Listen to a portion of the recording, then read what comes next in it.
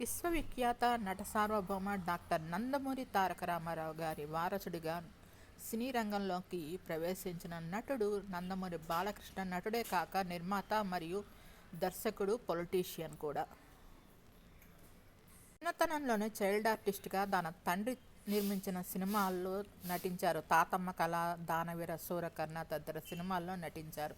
వీరు మొత్తం 7 అన్నదమ్ములు, 4 అక్కాచెల్లెళ్ళు. వసుంధరని వివాహం చేసుకున్నారు. పెద్దమ్మాయి బ్రహ్మాణి నారా లోకేష్కిచ్చి వివాహం చేశారు.